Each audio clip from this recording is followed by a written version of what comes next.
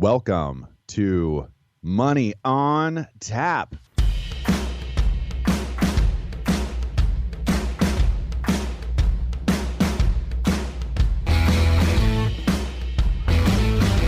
Money on Tap, your personal finance headquarters, where we bring out the professionals' experience and some fun in what we call three-dimensional investing, utilizing insurance, brokerage, and fee-based planning.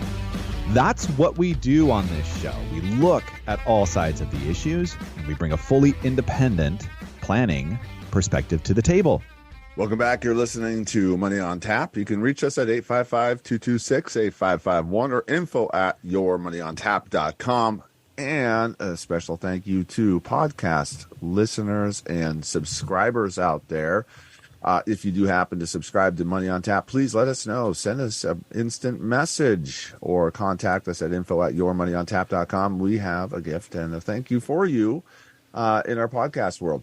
We have quite a show for you today. My name's Seth Crustman, and I'm here with Ben Brayshaw and Dan Mickelin. How you guys doing today? I'm doing well. I have an offer, too, for listeners. If we come up with a good show idea, if someone wants to reach out, give us a good show idea, info@yourmoneyontap.com. I've got a Yeti mug, a Brayshaw Financial Group Yeti mug for you, which is always a nice little trinket. So best show idea that we use gets a Yeti mug today.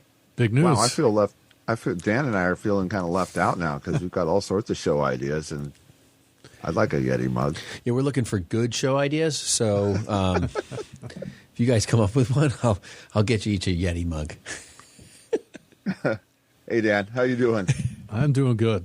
Another tax season gone by, right? So it's always a big moment in our world. Oh, gosh, I know, right? I'm just so glad. Phones, it's amazing how phones ring, and like the day after tax season, it is dead. Nice and quiet. Nice and quiet. Wow, now we can finally settle in for that long spring nap. I don't know what that means, but it just seemed appropriate. Folks, we have a lot of fun here on Money on Tap. If you're new to us, and what are we doing here? Well, we're financial planners with Brayshaw Financial Group.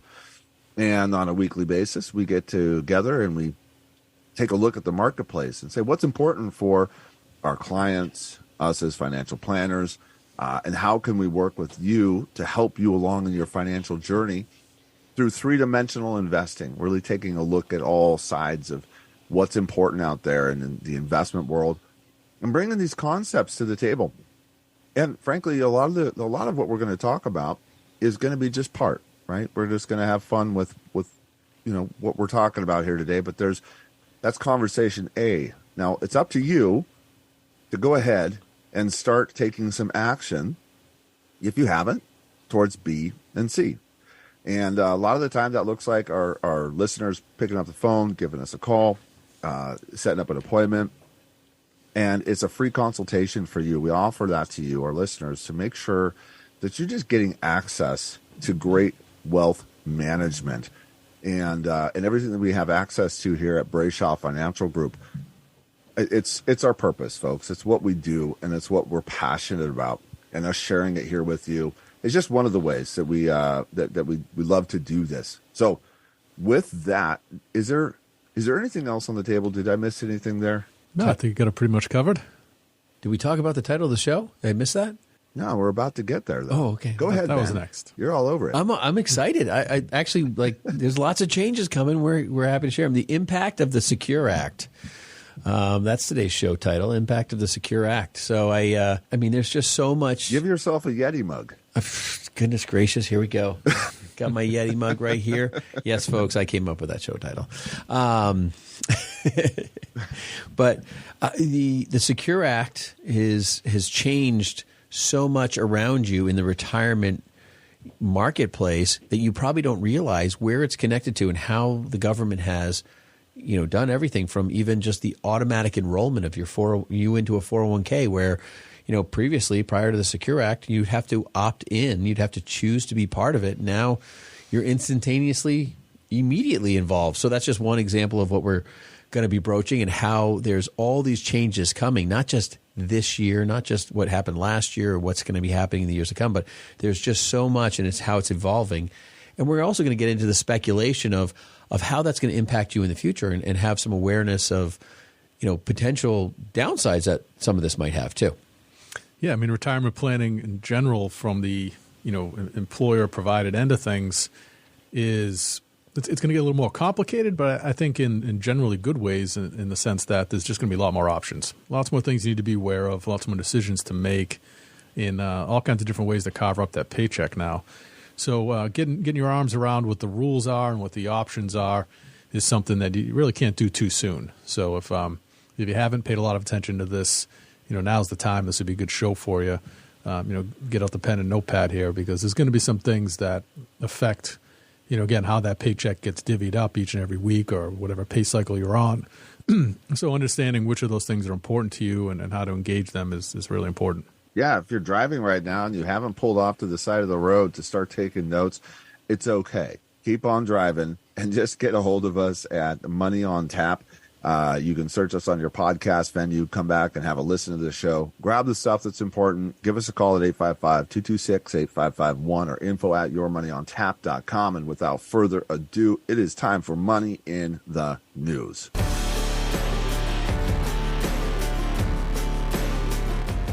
And up first from Fox Business, this is written by Megan Henney. IRS says Americans are getting $20 billion less in tax refunds this year. So as we kind of mentioned earlier, tax season's wrapping up, and the estimates for 2022 taxes here in 2023 is that there's going to be significantly less paid out in terms of total refunds. And the IRS issued about 69 million refunds as of April 7th, worth a collective $198.9 billion. But that's $23 billion lower than last year, which came in at about $222.3 billion. So they're really astronomical numbers, and it's incredible to think that many Americans are getting refunds, and that's how much money's kind of going in and out through our tax system. But it's significantly less, and really what they attribute a lot of the kind of lesser refunds is the expiration of a lot of the pandemic benefits, a lot of stuff that was extra stimulus that was government provided into the tax code that all came to an end in 2022. Yeah, we're going to talk a little bit about this, but a lot of things happened in 2023 post-stimulus. We actually reset some tax codes, and we went to some pre-pandemic events. Some of that stuff's we can include that in shows in the past indirectly, but just even the child tax credit dropped. There's lots of different things that have changed. But to think, I think an article like this, $20 billion, it's just like, no one can quantify $20 billion, nevertheless $1 billion half the time, right? So we hear these numbers thrown around like they're pennies. But to think that this is about a 10% decrease in the actual, refund economics here. They're going from $222 billion to $198 billion. So let's call it 220 down to $200 billion. I mean, that's to think about the recession that's, looming kind of over what they're trying to force into an event in our economy, and then less money is actually coming in. These are all, we talk about 3D investing, but there's this whole three-dimensional environment around us, and there's all these different things that are impacting the world. And this is just another example of how this impacts. And this is the impact, this $23 billion, this is the money that goes to the people who are in the lower incomes. Like it's your tax refund used to be an average of $2,800, or used to be an average of $3,300 recorded last year, and this year it's $2,800. This is not the multi-billionaire saying, "Hey, I've got a huge tax savings this year, and you're giving me less back." This is the everyday person that we're talking about. Yeah, it's interesting to see how many people are really dependent on their refunds, and it makes sense to look at like last year, kind of probably expect something similar in terms of your refund, and then to see that money come in quite a bit less is going to be hard for a lot of people. There's roughly 75% of adults out there, this is Bankrate.com survey, adults expect to receive a refund, about 75%. And that's up about 10% from 67%, and about 43% that say that that's a very important or significant part of their strategy or their planning to pay down some of the debt, or you name it. Everybody has an expense out there that they can put this into.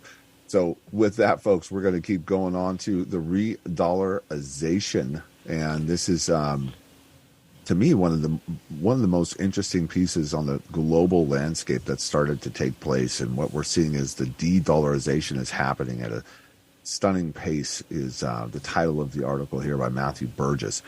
And the dollar basically has been losing reserve status at a faster pace than generally accepted. And this is worldwide. And one of the major contributors that's right out of the gate is given to this is the sanctions against Russia. And if you've seen any of the headlines out there, there's a lot of movement. There's a lot of movement globally in our world as far as who's shaking hands out there, basically. And a lot less people are shaking hands with the dollar than they used to, is what this means. Yeah, one of the kind of probably unintended consequences of all the sanctions that the U.S. government issued against Russia and their energy trading is that, the buyers of Russian oil have all been kind of bending over backwards to find ways to continue to trade, but do so without involving the dollar. And a number of the BRICS nations have gotten together. It isn't really referenced in the article, but it's something I've read a lot about lately. And they're working on developing their own kind of world exchange bank so they can more easily, execute transactions amongst the various currencies involved without having to use the dollar. And what effect that has on the dollar long term is, not necessarily understood, but it certainly devalues it. Oh, yeah. I think this plays way more into the financial concerns that we have with the United States and what's going on. I mean, with, raising interest rates at astronomical highest raising in history. Meanwhile, China's been cutting rates, and you're looking at all the different pieces happening. And one of the things that really brings a lot of strength to the dollar is the fact that everybody has to convert their currency to the U.S. dollar to buy and trade oil. But these sanctions have now told people, hey, we're not going to buy and trade the U.S. dollar because you won't permit us to buy their oil. So, or Russia to sell it for that matter. And then now they're partnering with China and. Mexico's thinking about joining the BRIC. It's really interesting. And my understanding is I believe the BRIC's under a gold currency standard, which is different than the U.S. dollar. And that would deflate the value of our dollar pretty hard if we ended up having to submit to that. That'd be a large concern. There's a lot going on here. Honestly, I just look at this and I just say this is playing into end times conversation pretty heavily. So, yeah, right now about 58% of the world, all world governments keep their reserves in dollars, which is pretty high, but it's down from 73% just in 2001. That's a huge drop. That shift has been happening.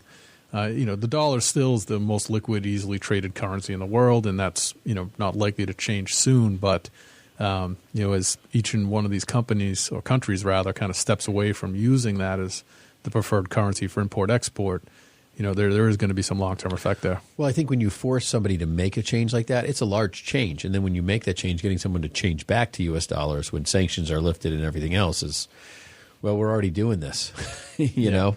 No, OPEC's been looking at it too. So it would be hard to bring the world back in line if that's really something that proves to be critical. And Saddam Hussein's number one goal was to get not number one, but he really wanted to get oil exchange in euros because he felt like that would really undermine the United States. That was one of his big target efforts. Wow, that's really taken me back. Tesla stock is dropping, or has dropped, in pre-market after another round of U.S. price cuts as earnings loom. Thank you very much, Barbara Kohlmeyer. So the EV's website reflected cuts of up to 3,000 on several models. Interesting to see Tesla. Of course, we have a lot of fun with Elon Musk and the Tesla brand here on Money on Tap. The shares fell Wednesday after the electric car maker cut prices on its U.S. cars, just ahead of what it expects to be a tough set of first quarter results. I don't know. Did you guys have anything to really weigh in on this? I'm not super surprised because there's been such an increase in this market as far as market share being kind of pulled away and other car manufacturers building into this EV market. It just seems like a natural way for competition to work itself out.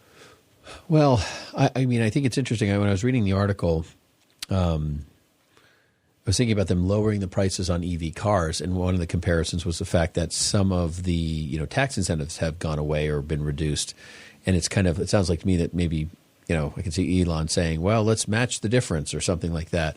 So I don't know how relevant or irrelevant that comment is, but I see that happening. I think you're right, Seth. The competition in the EV space is growing rapidly, and most of the tax incentives are, as it notes in the article, on the more expensive vehicles, the trucks and kind of that space where they're trying to push, the high volume of travel in that direction.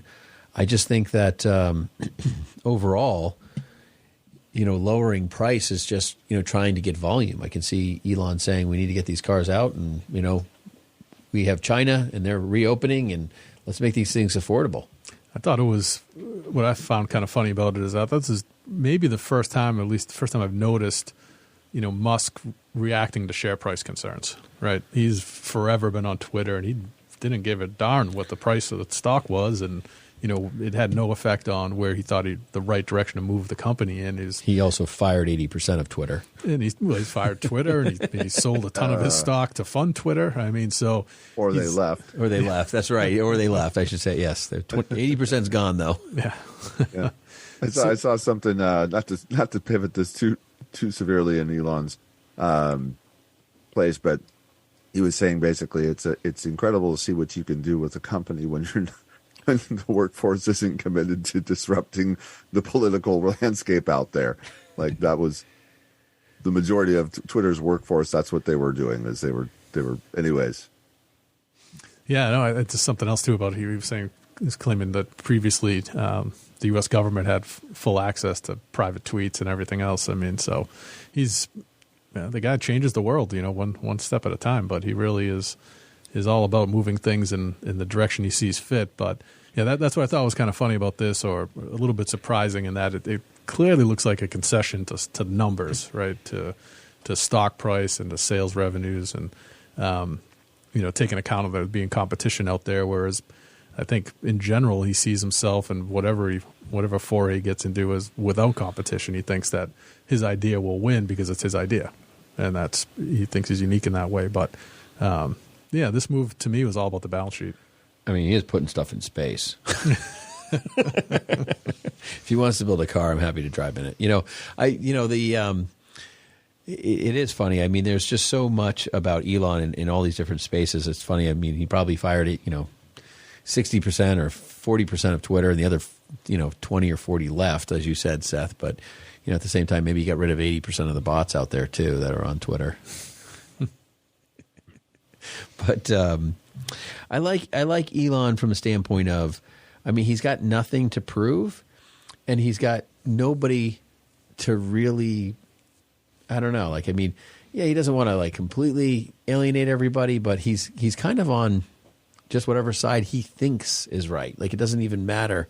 He doesn't care if he likes this or that. It's not a political thing necessarily for him. It's just, this is right, this is wrong, and he's just always all in on his own ideas. Whatever it is, he is all in. He's 100%. And so this just read or felt like a concession where you never see him do that. Yeah. Any of you guys going to vote or write in Elon Musk in 2024? Is that an idea that's been floated out there yet? I thought you guys were writing me in. I was going to write Dan in.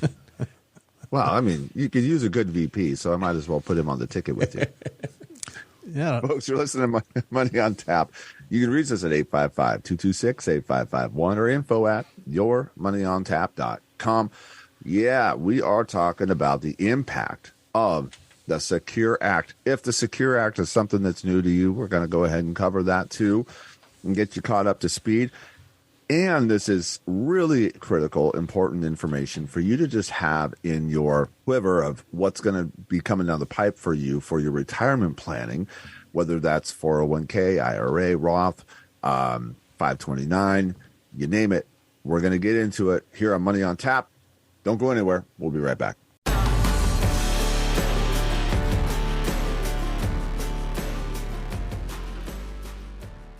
Folks, it is so much fun for us to bring you Money on Tap. My name's Seth Kressman, and I am one of the hosts here at Money on Tap.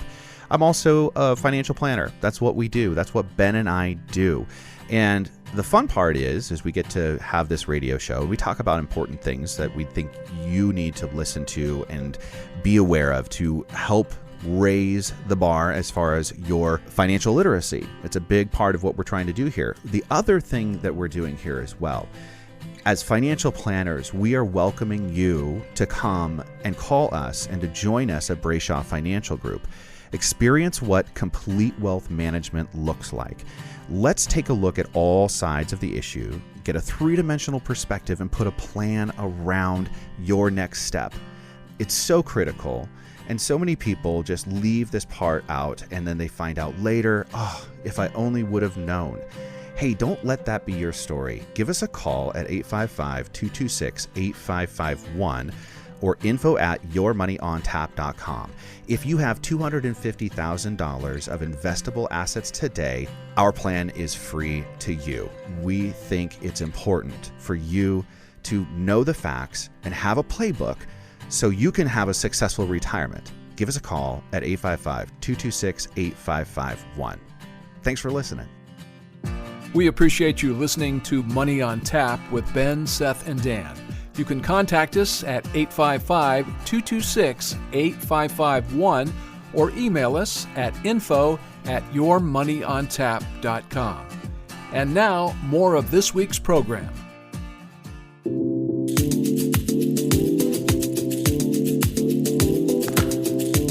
Welcome back. You're listening to Money on Tap. You can reach us at 855-226-8551 or info@yourmoneyontap.com. Today we are talking about the impact of the Secure Act, or the Secure Act 2.0. Maybe for some of you, the Secure Act is something that's completely new, or maybe it's just something that you've seen on the periphery and you really haven't paid much attention to. What does Secure Act stand for? It stands for Setting Every Community Up for Retirement Enhancement. It's an act of 2019. And there are recent changes that have come about as of December 2022. And that's primarily where we're going to spend our time in part one of our Secure Act conversation. And hopefully the goal is that you have information at your fingertips that you feel empowered to be able to make some changes or focus your finances in a direction that's going to ultimately lead you to success, right? We talk about that here at Money on Tap, is having a successful retirement experience. It's a huge deal for us as financial planners that as we sit with you, we're going through all of the stuff. We talk a lot about taxes. We talk a lot about investments and placing those investments in the right proportion, in the right kind of accounts, so that as you progress through your retirement, the timing or your timelines sequence and they come together in ways that allow you to not have to worry about going back to work or not being able to take care of special needs children. There's a whole bunch of concerns that you have that become very clear the closer that you get towards retirement. And I think that's one of the things that's interesting to me about the kind of the renovation or the changes of the Secure Act in December is there's a focus on addressing that timeline. It seems to be a theme, especially throughout the changes, is the timeline as the closer that you get towards retirement. And we call that in financial planner lingo, the retirement corridor. Primarily, that's kind of your mid to late or early 50s, but primarily it's, that mid to late 50s, that sequence of years really leading into your retirement. And generally that's, 65, depending on where you're at and what your plan looks like. It could be earlier or later. For the most part, a catch-up contribution is what most people historically have talked about in any terms of that retirement corridor. What could that be? Well, for your IRA, the catch-up contribution was this additional piece that you were allowed to contribute towards your IRA and still receive those tax benefits for. And it was, about $1,000. So that's what we've known historically as far as, that little bit of an added bonus for you if you're getting in that retirement corridor. There's a whole bunch more to the 2.0 now Secure Act that is it's changing the landscape, and so we're going to get into some of that stuff. Well, I think, when we think about the Secure Act, I mean, it came around, the original Secure Act was 2019. And just this last December, they've come out with the Secure Act 2.0, which, it's just adds a lot of complication to the world. I mean, at least on our end. I mean, I think about all the different paperwork and documentation, Dan. I just shake our heads. We have so much documentation because of the Secure Act. It makes it difficult to really help people at times. But the idea that Secure Act, I can't imagine. I was thinking when I was reading about the Secure Act and kind of toning up on my Secure Act knowledge. I was thinking about the guy that they probably said, "Hey, listen, we're going to take Secure Act, and this is going to be the new acronym that we're going to have." And someone needs to come up with what this means. And the Secure Act means setting every community up for retirement enhancement. That's what it stands for, folks. So no one's ever going to remember that again after I said it, but that's what it's there for.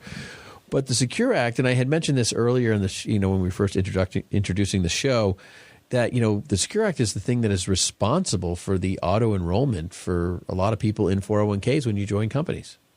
And I think that a lot of people don't realize, hey, why did this change? What's going on? But the Secure Act is so much bigger than that, and it has so many progressive changes of what's going to happen over the next, 10 or 15 years, with lots of more changes and just more understanding. I mean, there's just there's so many things of more to come statements and all the different points being made in the Secure Act 2.0 that means that we're probably going to have another show on this too, separate from this one and the next one. I think there's a couple things that kind of just leap out of the text at us when we're looking at this whole program. It is very complex, and why so many different changes. And I think that there's two things going on here. One is there's a phrase that kept coming up as we got prepared for the show, is the Rothification of retirement, right? So the government is pushing us towards Roth-style retirement savings, and I think that leads that after tax kind of investing. Yeah. So you pay your taxes now on your payroll. Whatever you're earning for wages, you pay taxes right through the payroll, like every other dollar you earn, and then you set aside a certain portion of that for retirement in a Roth account. And now Roths are available on 401ks, which just means that when you take the money out later, at attained age, it's going to be tax free to you. Dan, it seems to me that you're saying that the government wants their money now. Correct. And I think they're trying to sweeten the deal because, on the back end of this whole exchange, because of the simple fact that nobody knows how to deal with Social Security. And it's going to be significantly short of expectation for people who retire anytime past 2033. They need to come up with something that encourages people to set aside money for themselves, because the expectation that the government's not going to be there to provide the same parachute it used to, which, as we discuss it and think about it, the private workplace, the private employer went through this whole change in the 90s when doing away with the defined benefit plans and switching to a defined contribution, which just means private pensions funded by government or corporate entities went out the window to introduce you to 401k, which says, hey, we'll give you advantages to put it away now, manage it yourself, and you can have what's there, as opposed to some guaranteed stream of income based on years of service.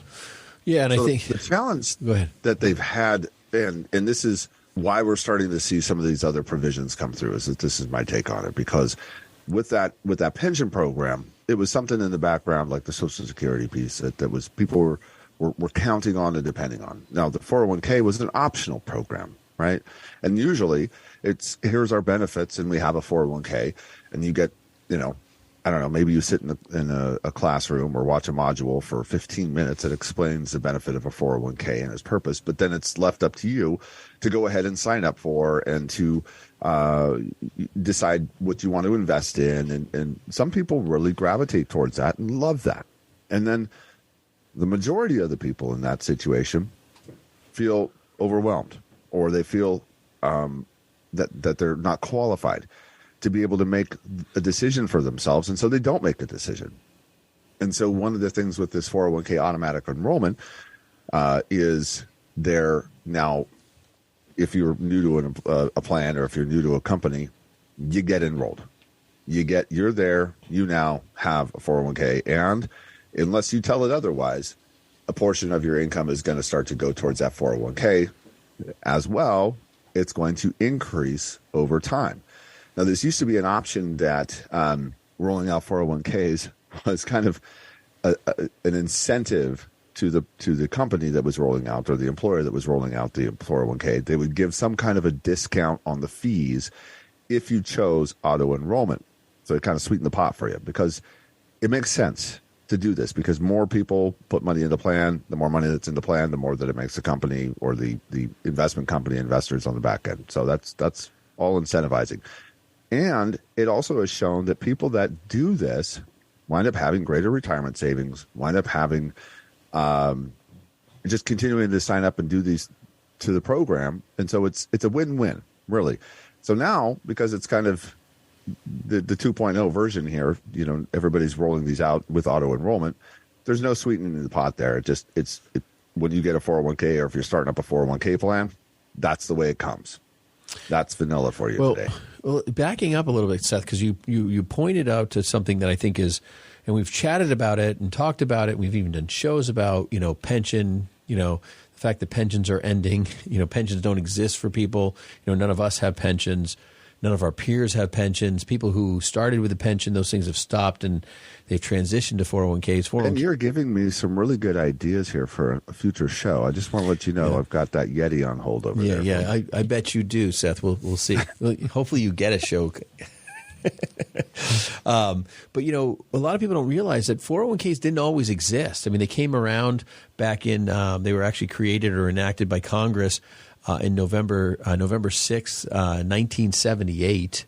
And, they didn't exist. And I really believe that the legislation and the kind of the bigger corporate America said, these pensions, these guarantees that we're going to provide for people their entire life after they're done working for us is an overwhelming financial burden for us that we're not sure we can manage. And we need other avenues to do that. And I think this has all been part of the gamut of trying to transition out of, companies managing people through retirement who are living longer, that are retiring longer, that, these pensions were mismanaged, poorly represented. And, now we have a pension system that's crashing and burning along with Social Security. And the government's not really willing to admit that. That's not even in the conversation. And yet we have Social Security mismanaged, misrepresented, and that's crashing and burning. And they're putting all these secure acts in place. And the reason it's called secure is because everyone's feeling very insecure. There's no security lying around anywhere. And they're trying to figure out how to do it. And honestly, I've joked around about this in the past, but it's like, the idea of like, why would you want our, wonderful pension that's going to pay you XYZ a month every day for the rest of your life, and your spouse, we're going to take care of her too. How we have been holding you back. We've been holding you back from the opportunity to make way more than we could ever provide you, and buy into this 401k because that's going to make you so much wealthier than we would ever do with our measly little few $100s that would mean nothing to you in retirement. Like they've resold this whole thing to be something that they're holding you back from, and in reality, they're just transferring the risk to you. They're not owning the risk. The risk was on the company that you worked for to provide you that pension. Now the risk is on you and how you're managing it inside these investments that are atrociously look more like a bus than the jet plane that they're talking about putting you on. Yeah, when a company closes down the pension, not everybody gets a raise to go fund their 401k with. You're still working out of your own pocket to put it there. That's a great point too. So that didn't happen for people.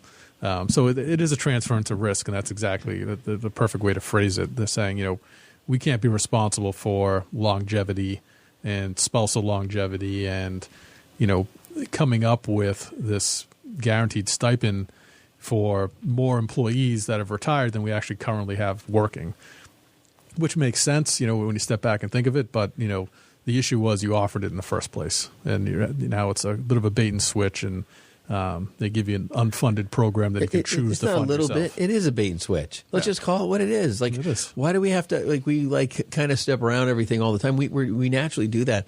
And the same with the Secure Act. Like they're like, hey, let's call it the Secure Act so everyone feels good about it. It's like, there's nothing good about retirement. You guys have failed us. I mean, the whole government has failed us, so we're going to trust you to pass on a whole bunch of new laws. I mean, I'm sorry. Maybe I'm a pessimist, but Should they have called it Your Retirement, Your Problem Act? yeah, that should be the next show title. There you go, Seth. You got it. I'm so Yeti coming sensitive your over way. here. Yeti coming. Jeez. Little more empathy, folks. Hey, we'll try to return with some more of that. We're talking about the impact of the Secure Act. And you can reach us at 855-226-8551 or info@yourmoneyontap.com if you're joining us later in the show. Ben has something for you. He's got this Yeti cup. Could you hold up that cup over there? I need to see that thing again. That is a really nice. This is a white on silver, which is really very appealing, I got to admit. It's one of my favorite. I like that one. There's a couple other color options. If you're interested in winning that today, email us at info@yourmoneyontap.com or just give us a call at 855-226-8551. Tell us the concept for the show or the title of a show, concept for a show. We want to hear from you, what you want to hear about in Money on Tap, and the Yeti mug is yours. Yes. Also, thank you so much for the podcast listeners out there. We also have something for you, too. If you send us a message at info@yourmoneyontap, let us know you subscribed. We want to send you a thank you. You're listening to Money on Tap. We'll be right back.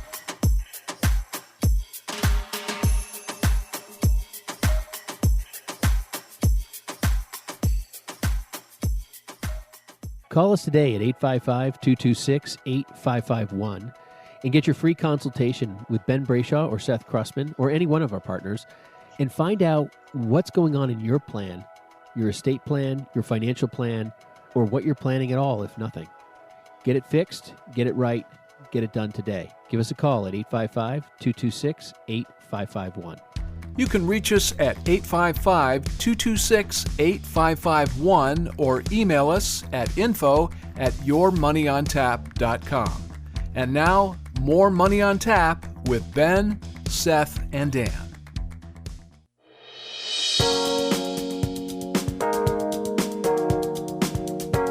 Welcome back. It is time for us to get into the impact of the Secure Act. You're listening to Money on Tap. You can reach us at 855-226-8551 or info@yourmoneyontap.com. Yeah, and in rounding out the conversation around the automatic enrollment, if you've been working with a company that's been established for a while, you're grandfathered into this program. But if you start a new job with a large employer, it's going to be built in.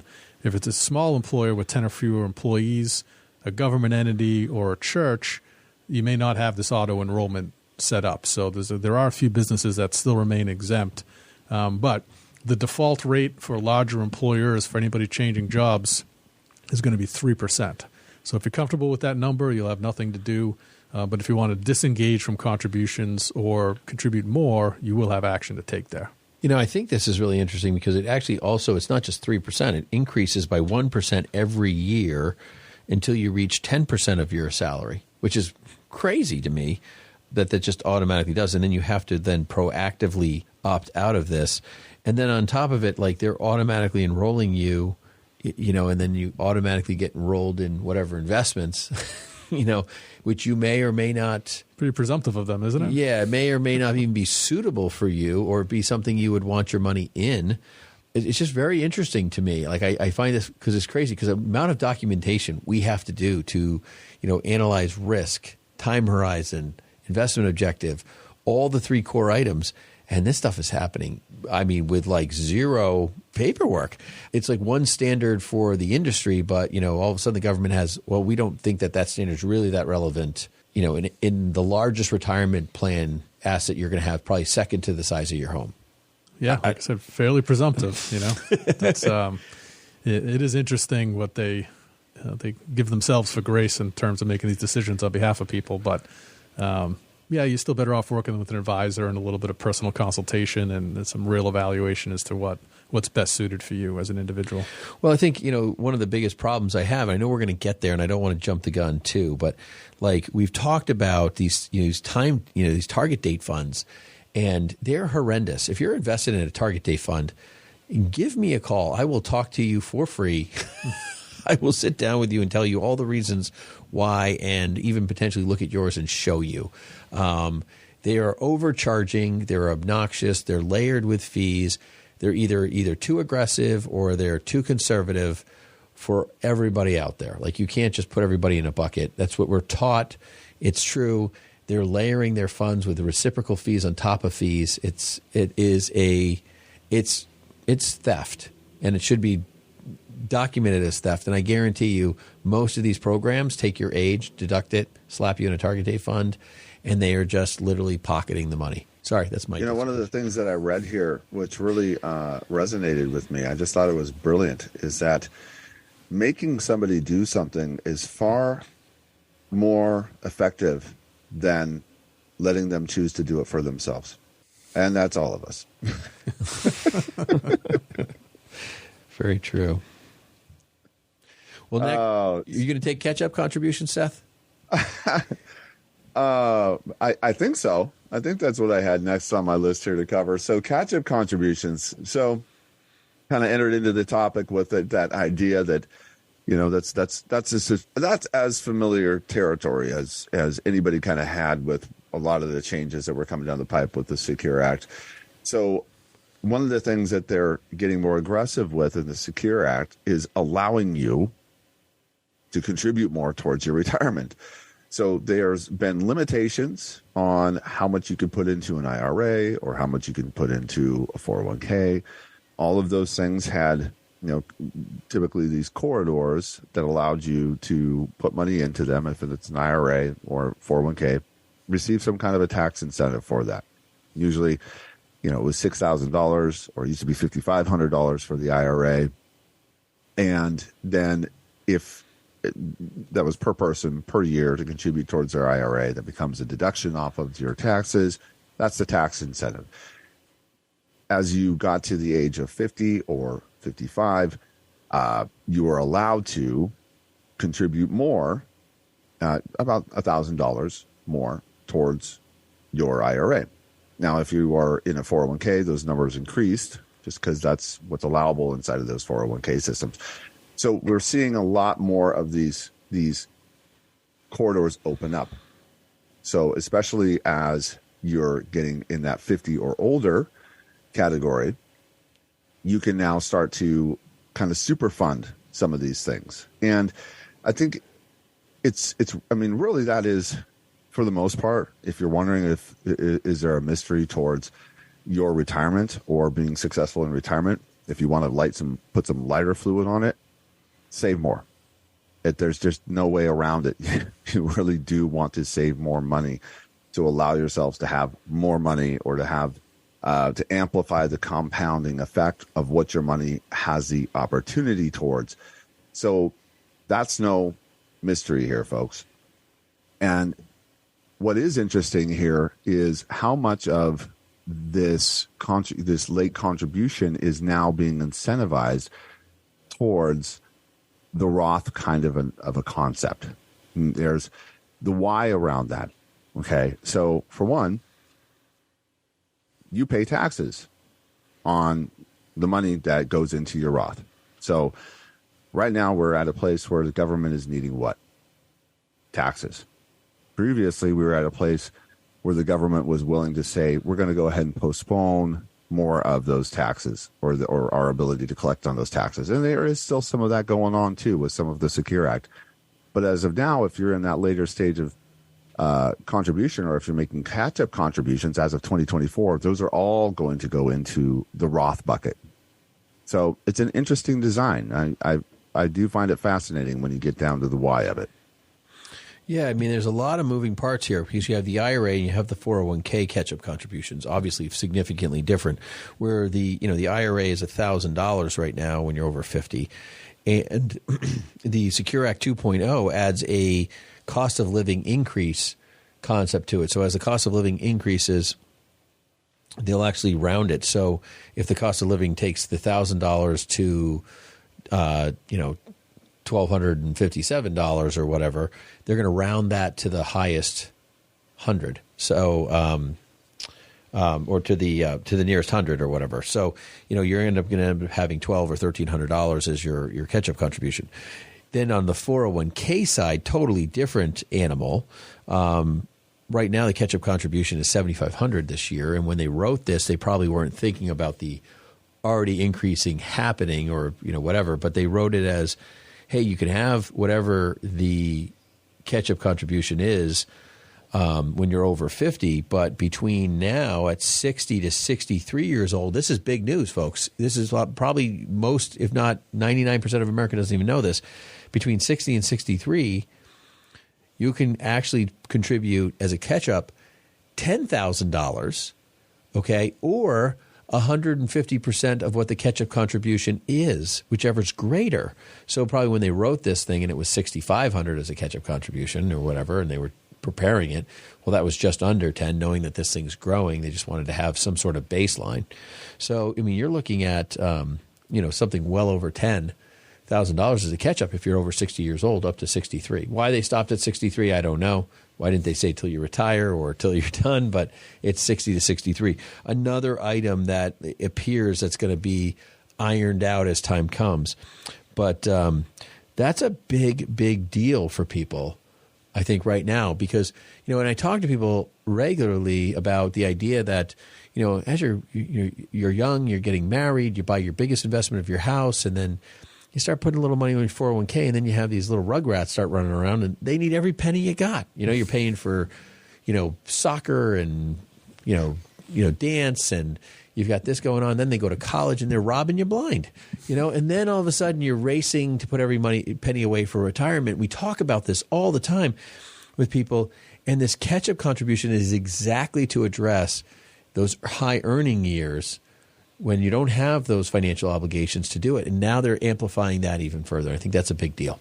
And the other reason that would come up with people is, obviously with an eye towards retirement, but those last second deductions people are looking for too. Well, I can sneak in a little bit more and drive down my income, which was, always part of kind of year-end math based on age. But now starting in 2024, they're going to require that goes to the Roth. So they'll let you do it, but they still want the tax But now they're money. saying, now we're going to say, hey, listen, you've got to pay taxes on those dollars. We'll let you do it, and we'll let you do even more, but we want the taxes today. And I think, Dan, you really make a great point earlier about the Social Security stuff, and that was recorded for everyone. Dan made a great point here. You made a great point.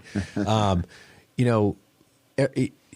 of this stuff to help fund all of these things that are falling apart in front of us. That's why, when you start reading about the Secure Act, these articles have a ton of Social Security conversation in them. And Social Security is not really part of the Secure Act conversation at all, other than the fact that everyone knows the government's trying to eke every penny that they can. They're trying to prep every dollar they can over the next 5 or 10 years to, pump up the potential to keep Social Security going. Because I know you said 2033 earlier, but I've heard 2032 is like the termination date on having enough funds in the Social Security bucket. I mean, that's gone from 2035.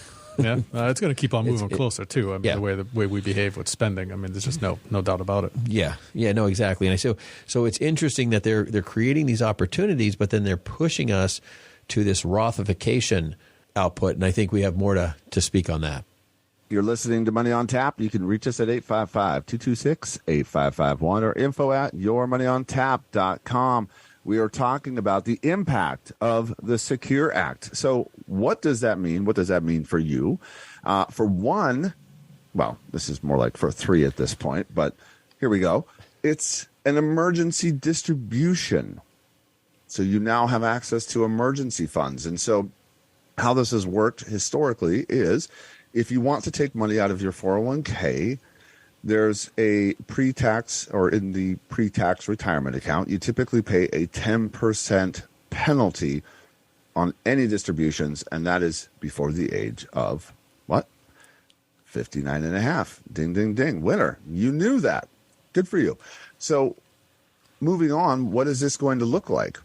Okay, so you will now have access to withdraw up to $1,000 without penalty as an emergency distribution. and with the option to repay the distribution within 3 years. So you can't take out any other distributions within that 3-year period or until the original money is repaid. In some versions of the 401k, people have had access to take out loans, or there's been a loan provision, and that's all dependent on how the 401k is set up. No 401k has to look like another 401k in that term.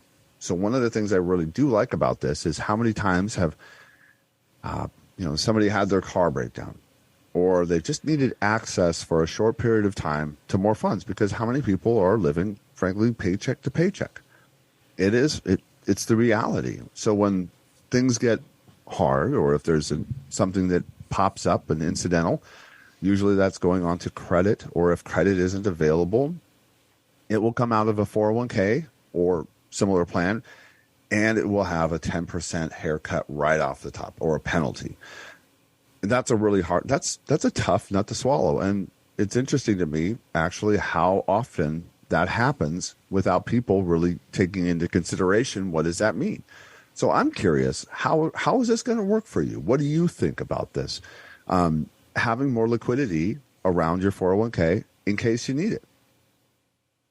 And the other thing, too, with that, Seth, is, there's the premature distribution penalty, which is at 10%, but people often forget the impact on their taxes, right? So whatever you withdrew that didn't satisfy one of the 5 different reasons that you could access cash early out of your 401k, that impacts your tax bill, too, because that goes straight to the income line when you're doing taxes that year. So it can be painfully expensive to make those kind of withdrawals. So this $1,000 exemption that they give you is nice. I mean, I think it's a good feature, and it's a long time coming. I think the amount needs to get raised up to something a little bit more relevant, though. Yeah, I think the savings piece is interesting because 401ks have had the loan provision for people for many, many years, and that's been kind of the the go-to. And you're required to set up a loan repayment plan. Like that was all part of it. Like you take the loan, but I've got to go right into repayment of that. And it was usually, I believe the limit's $50,000 was the maximum loan. I think you could take up to 6 years to pay it back, too. Yeah. And so that was that's always kind of been the go-to. I like the idea. I agree with you, Seth. I think there's some real value to this for the person who is living paycheck to paycheck. But I also think there's a part of me that says that, having a loan repayment plan and all of that scenario, even though it would cause a taxable event if you left the job and you didn't pay it back, there's those complications inside of it. I mean, if we're setting up savings plans in people's retirements, we're just setting potentially the wrong stigma of what the 401k is all about. You start looking at it as like, well, I've always got the savings account. I can, I'm always putting money in my savings account. It's not a savings account. It's a retirement plan. And we don't need to parent people through their lives. Like we don't need to create a savings account for people when they should be adult enough to create savings accounts themselves. And the problem is everything is so material in this world, and you need to have the latest, watch and cell phone and this, that, and the other thing. And there's nothing wrong with any one of those, but the problem is we're taught in our society and in every marketing ploy out there that you need to have all of them. There's no give and take on anything. Like, oh, I need that 80-inch TV. No, you don't need an 80-inch TV. Matter of fact, I didn't even turn my TV on last night when I went home. You don't need a TV at all. But did I watch, whatever they are on Instagram Reels about, Babylon Bee and 5 other places laughing my hiney off? This stuff's funny. But we don't need all of this stuff, and we are living in this society that tells us we do. So again, I don't know, but to me, savings accounts and free withdrawals, I'm not opposed to a little bit of money coming out of your 401k in an emergency that's justified and documented.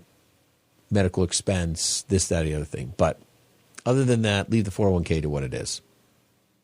Yeah, I think you bring up another idea here that came up earlier for me as we were talking about this. You don't have to have a 401k. And you can opt out if you have one or you have option for one. There's some benefits. This is what it looks like. Can you also save outside of an IRA, a Roth, or a 401k? Yeah. People have been doing it for a long time. It comes in the version of a savings account, a checking account, a mattress. It's there for you to be able to save into. And is it the right plan for you? Well, let's figure it out, right? That's what we're doing today. We're having some fun. Hopefully, you've gathered some information. You took your notes, and you're ready to give us a call at 855-226-8551 or info@yourmoneyontap.com. Let's put it all together in a plan and be successful investors. Be successful in your retirement. We look forward to talking to you real soon. The views expressed are not necessarily the opinion of this radio station and should not be construed directly or indirectly as an offer to buy or sell any securities mentioned herein. Investing is subject to risks, including loss of principal invested. No strategy, product, material, or tool mentioned can assure a profit nor protect against loss. Please note that individual situations can vary. Therefore, the information, products, materials, or tools mentioned should be relied upon when coordinated with individual professional advice. Past performance is not a guarantee of future results. This show may be subsidized in whole or in part by a product sponsor or issuer. Securities and advisory services offered through SagePoint Financial Incorporated, member FINRA SIPC, and a registered investment advisor. All other services offered through Brayshaw Financial Group LLC are independent of SagePoint Financial. SagePoint Financial and Brayshaw Financial Group do not provide tax or legal advice. Main office is located at 116 South River Road, Bedford, New Hampshire, 03110, and can be reached at toll-free 855-226-8551.